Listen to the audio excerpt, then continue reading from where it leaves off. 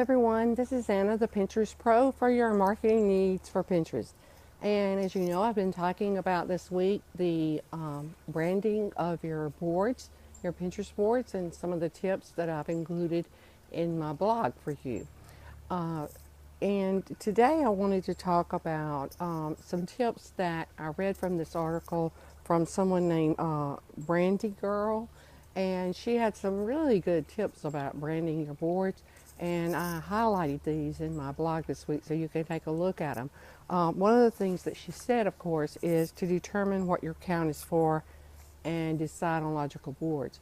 And this is one of the things that I always emphasize to clients too, because now with the Pinterest ranking of the way that they rank things as to whether you come up in the search or not on Pinterest, if your boards are not related to your industry, what your business is about, then it's going to hurt you in the rankings.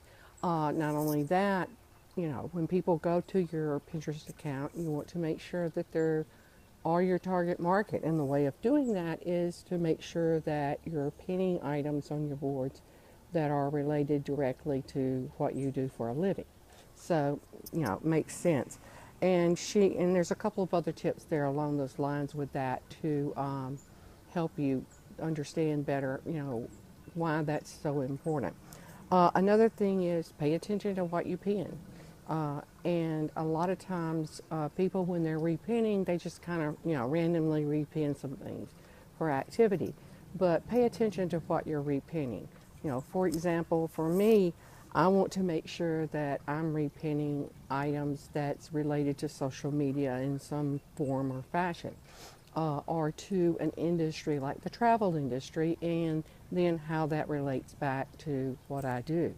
And, any business owner would want to make sure that they do that. And this is one of the things I do for my clients is I, pay attention to these things. I clean off the boards. I try to make sure that they are up to date with information as far as things that are directly related to their industry.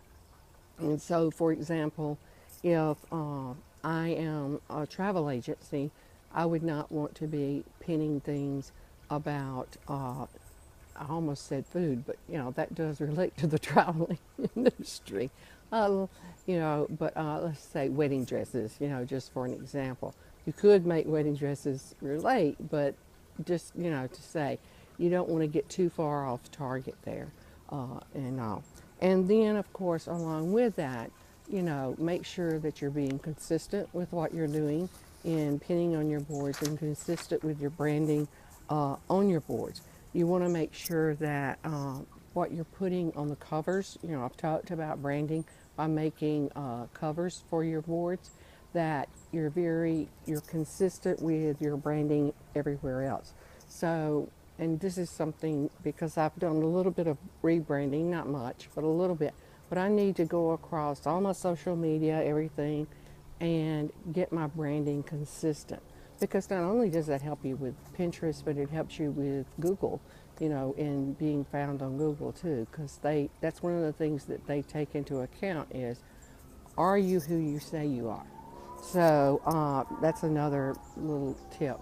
And the great part about making these board covers and doing this branding is you can do it with PicMonkey or any, type of tool. I call PicMonkey my Photoshop for Dummies because I can use it and it really does great work and make some really nice looking board covers that will really help to dress up your Pinterest account. And so, and if you have a great imagination, that helps too. So hopefully those tips have helped you today. And take a look at my blog again if you haven't already this week. I will put the URL underneath this Facebook Live I almost said forecast. It is not a forecast, broadcast. And so that you can take a look at it if you haven't. And again, if you have questions, please let me know. If there's a topic you would like for me to cover, please let me know that also. And this is Anna with Facebook Live, and I will see you again next week. Have a wonderful weekend.